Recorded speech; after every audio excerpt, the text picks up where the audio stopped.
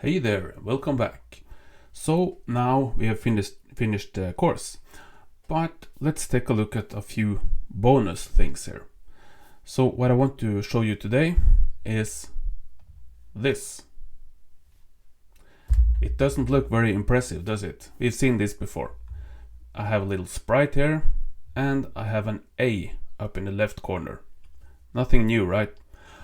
Well, the thing that's a little special about this is that this isn't happening in memory where we usually do our stuff.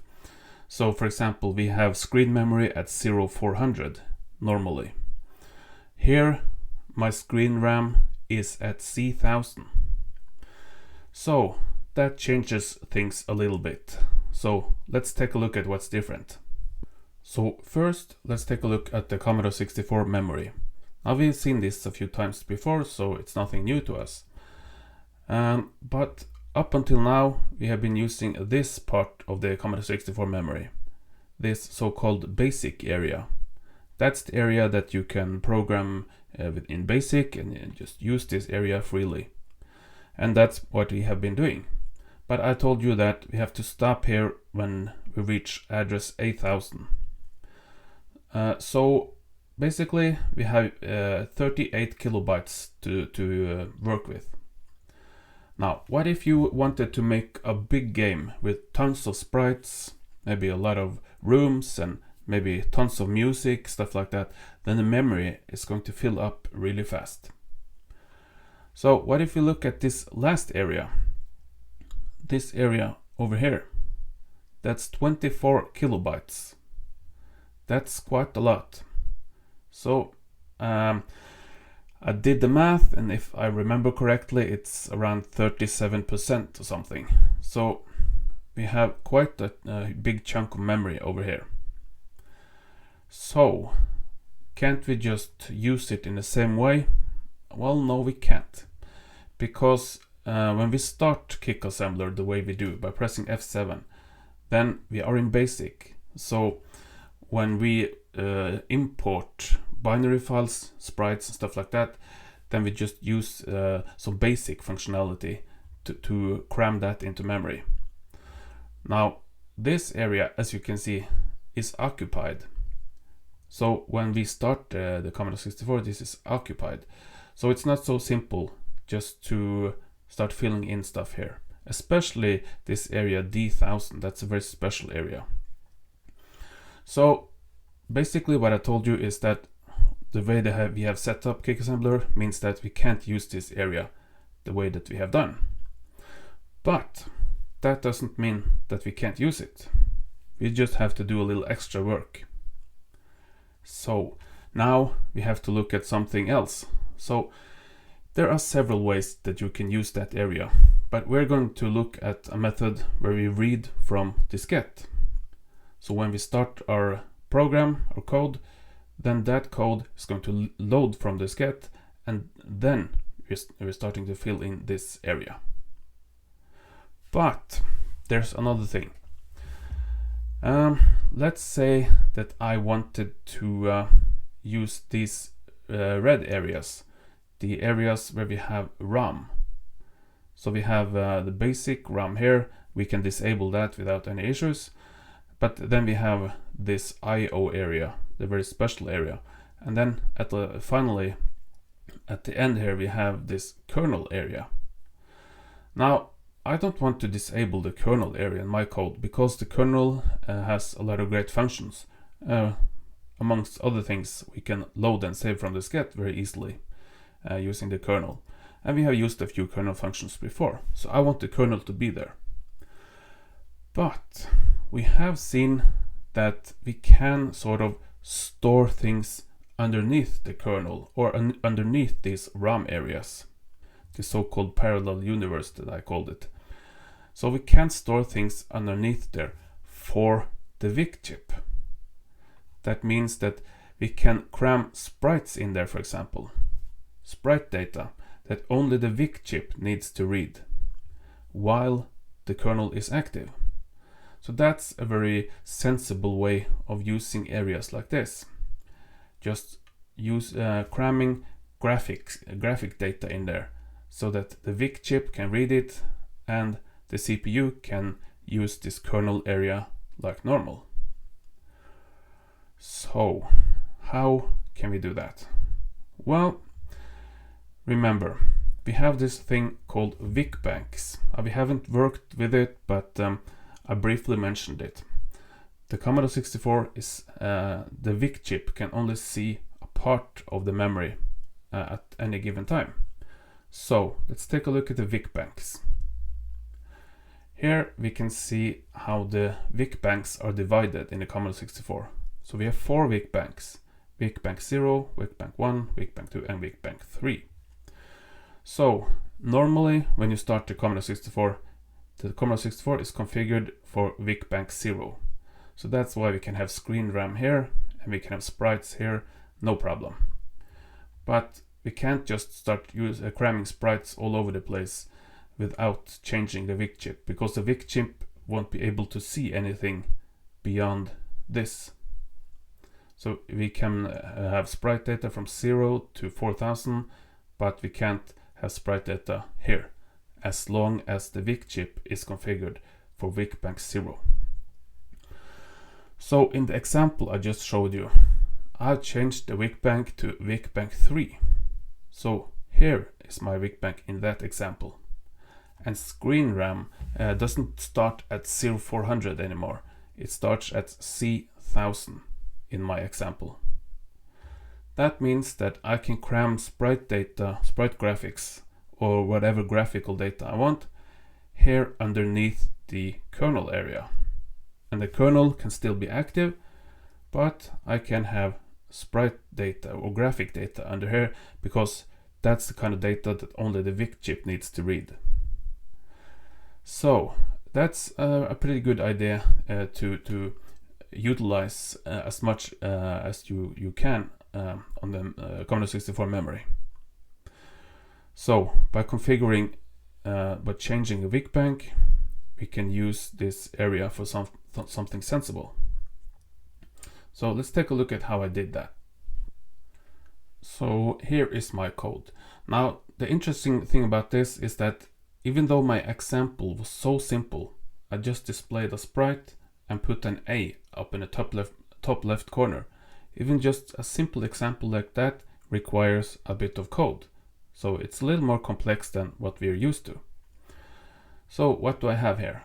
Well, I have imported several constants. I have a file called file macros, and I have a little memory map, and even a little file called file list. So what does my code do? Well, here is a macro that I have made called load file. Now, in order to understand this properly, we have to understand how the file system works on the Commodore 64. So the thing is that we are used to, for a Macintosh, for a Macs, or for Windows, we're just used to saving and loading files wherever we want, no problem. We don't have to think about it. But here on the Commodore 64, it's a little more complicated. Every file needs to have their own file number. File number 1, file number 2, 3, 4, and so on. So that's one part of it. Now we also need to know how many characters there are in the file name. So for example, a file called hello would be HELLO. That would be 5 characters. So we need to specify that as well. And we need to know where we are going to cram this into memory. So a lot of stuff like that we're not used to from normal computer usage. So a little more complex. Now we need to work with a Commodore 64 virtual diskette. So the way we do that, we can create our own by using our VIC emulator, a VIC emulator. So if you go to VIC and File, there's something here called Create and Attach an Empty Disk Image. So if you choose that, then you can just choose where you want to save this file and just give it a name. and when I save that file, now I have a new virtual diskette file. And when I chose this, I said create that file and attach it. So now I have actually put a virtual diskette into my Commodore 64 here. So I'm not going to use that file right now, but if I look at my file explorer here in my Mac, here is my diskette file, test.d64. So these files are called D64. Now, how do we work with those files? Well, again, here it gets a little complicated, because you have to use, well, it's easiest to use an application to you know, delete files and add files and stuff like that. And there aren't a ton of those around. I used to, on my Mac here, I used to use an application called Droid64, which is a Java-based application. And we can see that we have a normal file system over here and the Commodore diskette over here. So you can just drag and drop between them. Copy, delete, stuff like that. Now, for this Droid64, I can't get it to work anymore because of some issues with the Java version. So probably my Java version is too new, I'm not sure, but I can't get that to work. So I have been using an application for Windows called DirMaster, Directory Master, DirMaster. So it's basically the same thing, but it's for Windows. So here we can see the contents of a diskette. Hopefully you can see the text here. So now we can see that we have a few files here. I have 1, 2, 3 files on my Commodore 64 virtual diskette. This thing called main, that's the main file that we are used to. We call it main.asm, but when we run it through the assembler, it becomes main.prg. So this is the main.prg file. Then I have chars.bin, that's my character set. Then here I have a file called sprt.bin, that's my sprites. So 3 files here on my diskette. File 1, file 2, file 3. And I need to make a note of how many characters there are in the file name. 1, 2, 3, 4, and we have to count everything, even this dot here, this punctuation. So 1, 2, 3, 4, 5, 6, 7, 8. And this one is 9, I think. So you have to make a note of those things. So basically this means that we can't just code and press F7 for everything to run. We have to do that in order to make our PRG file. But let's see what happens when I run my code with just pressing F7 now. So the code is going to assemble and run, but I get this result. Now the reason for that is that I have set everything up here for to be used by reading from diskette, so on, because now I'm working at a completely different area in memory. So yeah, now we know that I have 3 files here, and we know about the file number and the number of characters in the file name. And let's not forget the following. Now we are dealing with the Commodore 64 file system, so we need to be aware that the Commodore 64, when those files are a little special. So I'm gonna open my sprite file, sprut.bin here. I'm gonna open that with a hex editor. Now we need to remember that the first 2 bytes in a file that we're going to use on the Commodore 64, that has to be the memory address where this file is supposed to be loaded in. Now we don't have to worry too much about this, because in my code I'm actually handling that here.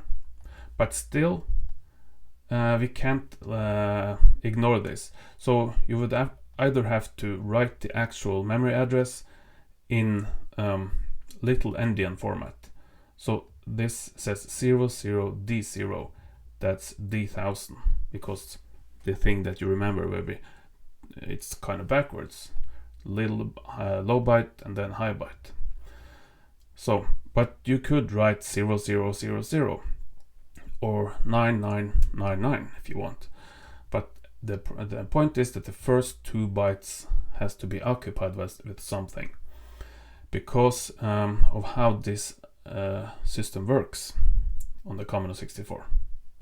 So it's probably not going to be a huge issue, but it's important that we know about this. So and that might require that you download and install a hex editor to fill in those 2 bytes at the beginning. But if we look at my code here, I have my macro load file. Let's take a look at my macro file. File macros. So I've made a macro called load file. This requires a few arguments. File number, so I have to know the number of the file. File name and file name length. And then finally load address. Where do I want this loaded into memory? So we're not going to spend a ton of time looking at this, because now I just wanted to show you the concept. But we use the A, X and Y register for this when we're setting this up. So here I'm loading the accumulator with file name length. So this thing, file name size, it says here. So that's what we're loading into A. We're loading into X, we're loading the low byte of file name.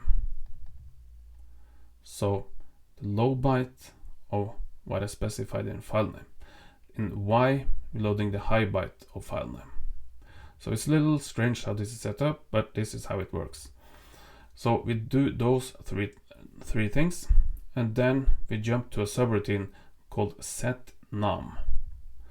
Now that's of course a constant that I made here, file constants. So the actual memory address is FFBD. So it's a memory address in the kernel.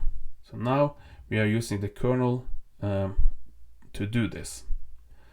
But we have to do this setup first, load these things into A, X and Y, and then run this subroutine. So there are a few things like that. Here I'm loading the file number, and once again I'm using X and Y. Now when I'm loading X with 8 here, it says device.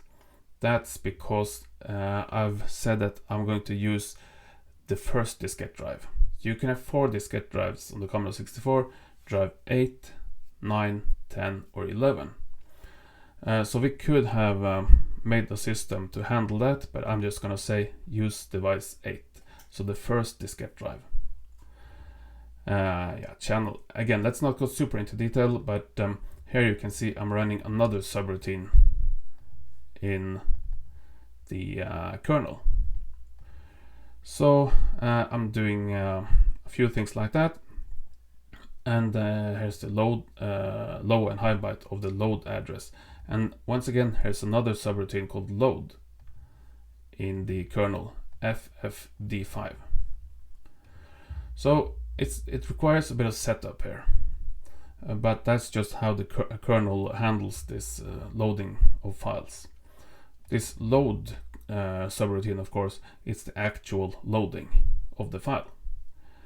And I just made some error handling here, because when you run this load subroutine, something can happen, some error can happen, and if that happens, then the error code is put into the accumulator, into A. So I've commented it out right now, but I could say that I want this to happen. So remember, if there's an error, then the error code is loaded into A. So then I just say STA to screen RAM, which means display the error code in the top left corner of the screen. And load A with 1, that's just because I want it to be white. So here's a little list of the actual error codes. So if I want to troubleshoot, I could see that and I would have to look up the screen codes for this. Okay, so let's not worry about that right now. The point is that by using this macro with the correct arguments, I can load in a file at a specified memory address. So I said load file number 2. The file is in question is called charset file. Well, where is that? Well, charset file is something I have here in my file list.asm. So I just made a constant called charset file here. But now I don't think we have seen this one before. .text. So now I'm not writing .byte anymore. Now I'm writing .text. That's something we can do in CakeAssembler. And when we write .text, it means that normally when we write .byte, then we're just putting bytes after that. So if you want to make a table, for example, we just put a byte and the numbers that we want in there. Now I'm writing text, and in quotation marks, I'm writing actual text here, chars.bin. Now these are going to be translated into PETSCII codes when I run this through the assembler. So, but I have to remember to write .text here in order to write it this way. So that's what my label charset file is. It's the actual file name here. And I just write a comment that says, so I don't forget this, what file number it is and how many characters there are in this file name. 1, 2, 3, 4, 5, 6, 7, 8, 9. So I do the same thing for my sprites file right here. So it's just convenient to have a little file here to keep track of the files like that. And so I just load file number 2 here with whatever the name of this file was, so chars.bin. That's file number 2, chars.bin, and the number of characters. And here finally, where in memory do I want to place this? I want to place it at a memory address C1800.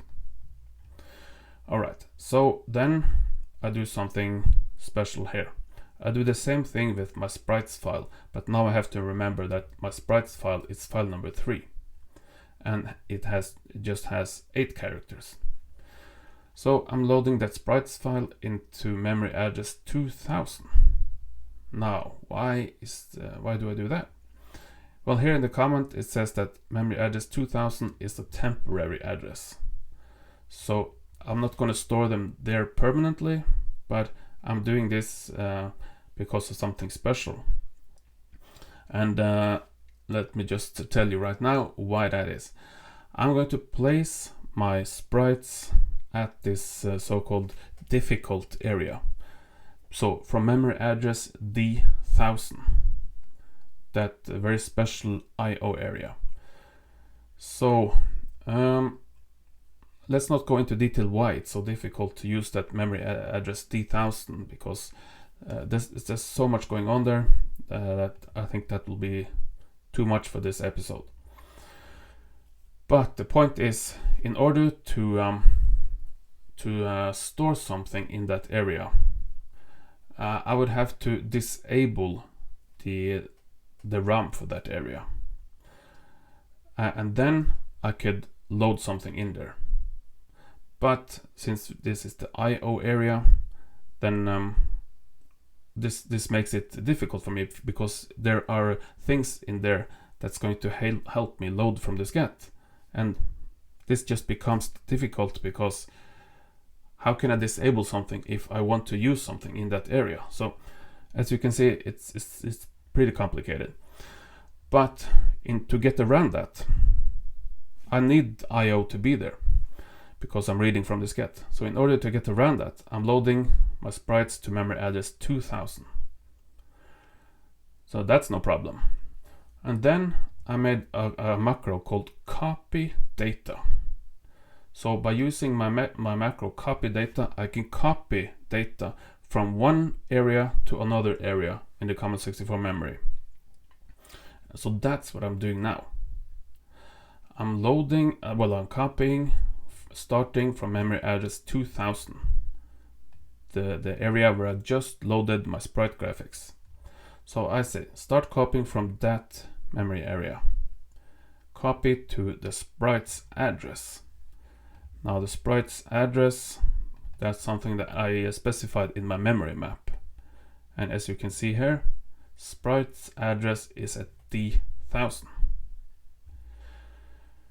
So I'm copying from 2000 to D1000. And the way I do this, I wrote 16 here. So that means loop 16 times with 256 bytes. So let's quickly look at the copy data macro. The copy data macro has copy from address as an argument, copy to address, and loop iterations. So basically, I'm just setting up here some 0-page addresses. CP data copy from low, CP data copy from high. So then I can construct a memory address where I want to copy from. And I do the same with the to address. CP data copy to low, CP data copy to high. So then I can create a memory address where I want to copy this to.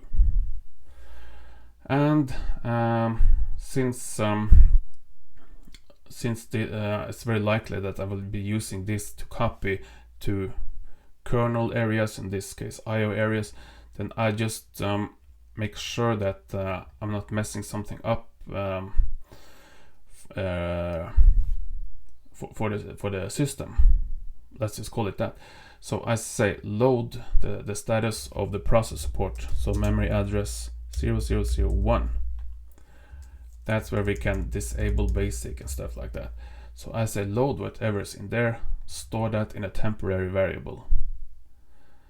And then I say set interrupt. So disable interrupts. Then I say load what was in that process support, and I'm zeroing out the last 3 bits there. That means that RAM will be visible in all 3 areas. So all 3 ROM areas. Basic ROM, the IO area, and the kernel. So everything will just be RAM now. So now I'm loading that and I'm storing it to the process support. So I just do that because when I use this copy data, it's not going to cause any issues. So by disabling all those RAMs, then I can start my copy process. So I have a copy counter here. And basically what's happening here is just a loop. So I'm just loading from this memory address that I created with 0-page variables. So this is the from area. So here I say load y with 0. So this is going to be the first from address. So I'm loading from that address and I'm storing it in the first to address. So loading from here, storing here. And then when the y goes up, we just take the next byte, next from byte, to copy that to the next 2 byte.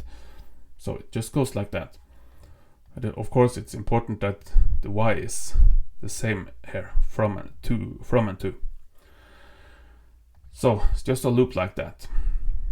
But then this, since this is just an 8-bit system, I can just the y can just do this 256 times.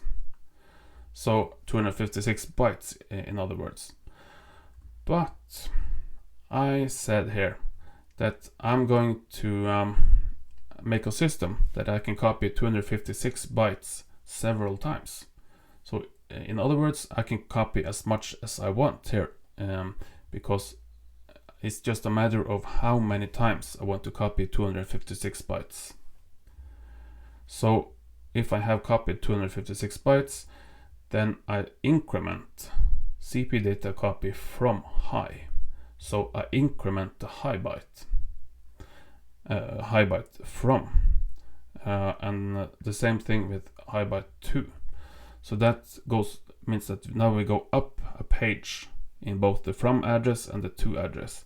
So in other words, we just continue after, so 255, and then when we go up on the high bytes, then we just continue until we reach 255 again, and then we have to increase the high byte on both of those again. So that's how we can copy as much as we want. All right. Yeah, this is a little complex, but well, actually it's not that complex. It's just a loop here. But I copy all that, and then finally I just set the processor port, so restore it back to what it was. So if I had all my ROMs enabled before, I just I made a backup of that state here.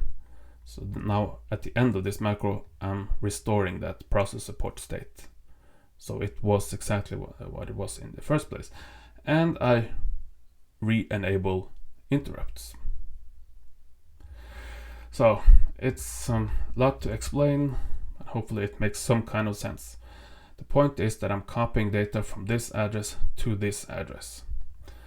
And in my copy macro, I also disable those ROMs. So I don't need any ROMs just to do LDA SDA. So my copy routine is working just fine without the ROMs.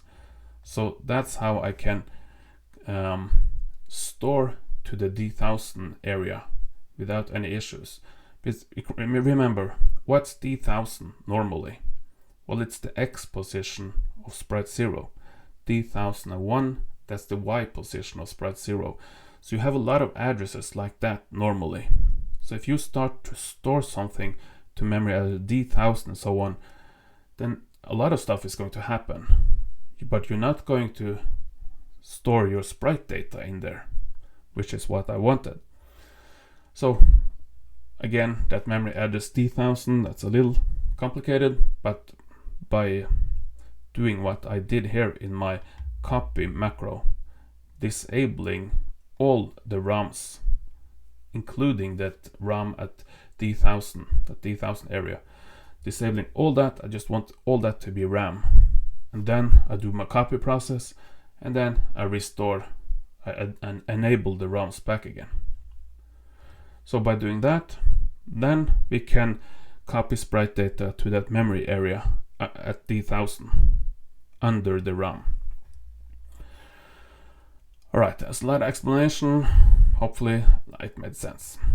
So that's how I can get my sprite data into that area. And then what I do here. So now I've just loaded all this stuff in. And by the way, this first one was no problem. Here I'm loading my character set into memory address C1800. Now C1800, that's not a problem because that's a free area by default. So there's nothing in there. So I do that, copy those two files in there. Then I say disable interrupts. So now I have to disable interrupts because I'm going to change some important system things here in what's called the CIA2 chip, port A, it says here. So what am I doing here? Well, by the way, this is memory address DD00. This CIA2 port A, that's DD00. So I'm basically just setting the last two bits in there to 0, 0, 0. That means set VIC bank to 3, or you know, the fourth weak bank. I'll leave a link to the memory, Commodore 64 memory map, so you can see the different combinations. But basically, you just change those 2 bits to set whatever weak bank you want. Weak bank 0, 1, 2, or 3. Now 0, 0 is weak bank 3. So I just AND this with 0, 0 and store it back here. So now we have weak bank 3. Alright, so now we have changed to weak bank 3. Fine. Now what? Well, I can't forget my memory address D1018. That's a memory address we've seen before. But normally that's set up for 0400, that for screen RAM. I don't want that. Now I want screen RAM to be at 0000. But if you remember from when we read about that a while back, it says that what we set up in here is relative to the VIC bank. Now I just changed the VIC bank up here to VIC bank 3. VIC bank 3 starts at memory address, whoops, okay, VIC bank 3 starts at memory address C1000. That's the starting address of VIC bank 3. So when I say that I want to have my screen RAM at address 0000, that's relative to the VIC bank, which means that it will be this. So this is the start of the VIC bank, and if we add 0000 to that, then it won't change. So this will still be screen RAM. So start of VIC bank 3, and this is screen RAM address. So you just add those 2 together, and then we get the actual screen RAM address, which of course, as you can see, will just be C1000. So I have to remember that when I'm setting up this in this way. If I want to use C1000 as my screen RAM address. But I also have to remember to set where the character set is. So I'm saying this character set is at C1800. Now again, this is relative to the VIC bank. So basically this means that I said that character set is at address, let's see here, 0C100, so character set is at 800. So here I said that character set is at 800, so now I'm adding this to this, and we get C1800, so the actual address for the character set. So it's quite a bit to keep track of here, but we have to do that if we want to use other VIC banks like that. So we have to know where the different things are. And then here's something we haven't seen before. I'm storing the high byte of screen RAM. So the high byte of screen RAM, that's of course this, or I specified that screen RAM should be at the start. So basically my screen RAM is at C1000 now. So what's the high byte? Well, that's this, C0. So I'm storing C0 into memory address 288. Now that's a special memory address just for keeping the high byte of screen RAM. Now the important part about doing that is that if you're going to be using kernel functions, for example, I think screen clear uses this memory address.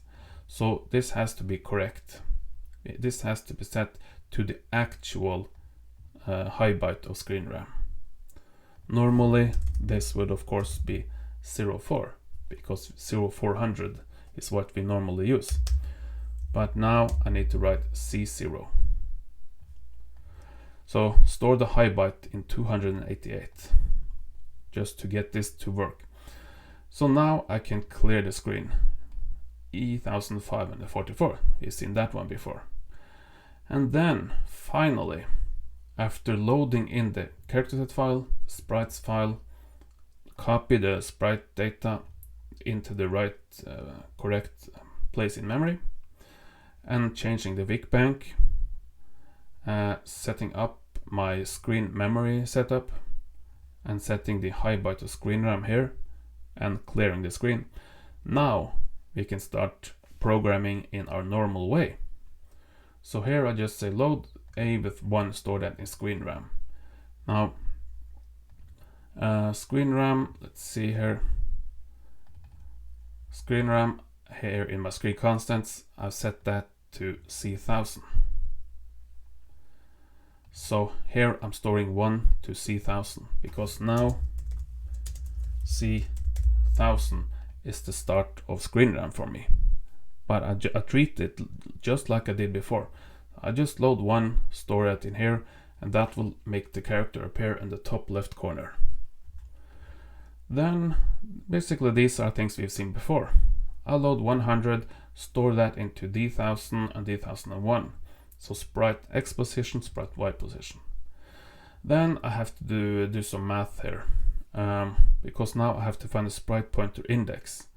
And by the way, now I write screen RAM plus 03F8. So we have to add 03F8 to whatever the screen RAM is to get the correct address for the sprite pointer. So normally this is, we have screen RAM at that address, and then if we add that, normally we would get 07F8. This would be the normal sprite pointer address. But since we don't have screen RAM here at 0400 anymore, and we add those together now we get this sprite pointer address instead. So it's just something to keep in mind, that now we're changing things up, so we have to keep track of what we're doing. And why 40 here? We used 80 last time. Well, last time we had sprites at the actual memory address 2000. So if I go to my decimal and divide that by 64, the size of the sprite, then we get 80. Or let's just do everything here. So memory address 2000, divide that by 64 in hexadecimal, that's 40. So I'm dividing 2000, memory address 2000 by 64, because 64 bytes for a sprite. We end up with 80. That's what we normally do. So why 40 here now? Well, where are my sprites now? They are at memory address D1000. Okay, D1000. But that was relative to the VIC bank. VIC bank now starts at memory address C1000. Okay, so that means that I have to say D1000. That's where my sprites are. So I'm gonna subtract the start of this of the screen RAM. So that's C1000, and then I end up with 1000. So I have placed the sprites 1000 up from where screen RAM starts, or the VIC bank starts. So VIC bank starts at C1000, and the sprites are added 1000 after that. So this is the number that we have to divide by 64. So I'm going to divide it by 40, which is 64 in hexadecimal, and then I end up with the actual number is 40 when I divide it by 40. So that's how we get this sprite pointer index now. So things are a little different now since we changed everything up like that. But the concept is the same. We take the sprite pointer index and store it into the sprite pointer here. Then I just do what I normally do. I have multicolor sprites, so I'm setting sprite extra color 1 and 2. We've seen that before. I'm setting the sprite color for sprite 0, and then I'm enabling multicolor for sprite 0. So storing that in this address. We've seen that before as well. And finally, enabling the sprite. So I have some variables down here and just an empty game loop here. So now I can run this, but I did that just a moment ago and you could see that it didn't really do what I wanted it to, because I can't just press F7 now and expect everything to work. Now when I press F7 I'm gonna get some result, but here in my bin folder, my main PRG file, if I try to run that, it's just gonna look like this, because the main PRG file here expects, first of all, it expects to be on a diskette, and it's going to look for files here and here. So it's going to look for two files, but it can't find them.